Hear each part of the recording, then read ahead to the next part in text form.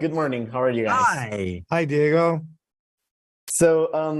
After the events of the first season, do you believe your characters are more independent? Do they have more power than Gabriel and their superiors now? Well, they're certainly liberated from them, which gives them individually quite a lot of agency and power that they didn't have before.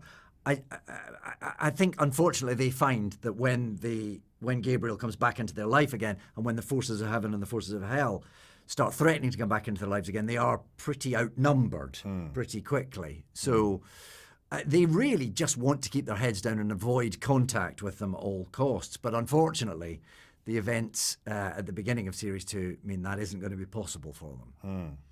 Well, yeah, that would make a ton of sense when you think about it. And David, after watching Michael's performance for so long, for years, you've been watching this guy your entire life now. What is It's like a hell essential? of its own kind, isn't it? I could never wish for anything purer or more wonderful. What do you think is essential about playing an angel? Because you play a devil the whole time. So what do you think makes an angel like? What is needed for that performance? Well, of course, Aziraphale's not quite an angel. I think that's what's very particular about Aziraphale and very particular about what Michael brings to it. Because actually there's a sort of, there's an unworldliness and there's a naivety, which Aziraphale definitely has.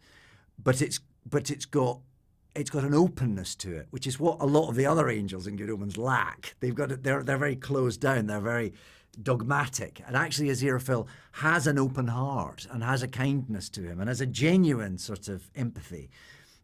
Which is what makes him, which is what draws Crowley to him. He also finds it rather infuriating because he finds that sort of naivety makes him want to spit at times. But there's something about that, and there's something in that sort of wide-eyedness that is hugely appealing in how Michael plays it and in the character itself, I think. Absolutely. Michael, now I have a question for you, and this is very important. What do you think, over the course of your character's journey, what has been the hardest idea for him to let go of? Oh, well, I mean, I think the thing that Aziraphale has found really difficult, and it's what infuriates him about Crowley, but also draws him to Crowley, is the questioning of the rules. I mean, there is something about Aziraphale that from the beginning, he has a belief system and a structure. And he likes that. He's quite childlike in that he likes to have a solid structure to hold on to. And questioning it is not part of the plan. And from the beginning, when Crowley is still an angel, he's sort of asking questions about it. And that really worries Aziraphale. He finds that very hard to deal with. But over the millennia that they've been together now, through Crowley sort of chipping away at those questions and forcing Aziraphale to see the contradictions in his own belief system, he's started to let go, and he's been changed by that. So I think that's been the hardest thing, is to let go of those certainties. But ultimately, it's the thing that not only has changed who he is, it's also the thing that has bound him to Crowley and to this relationship. Understood. Final question before I go. David, how does your character stay motivated after losing his job and the purpose he had for thousands of years?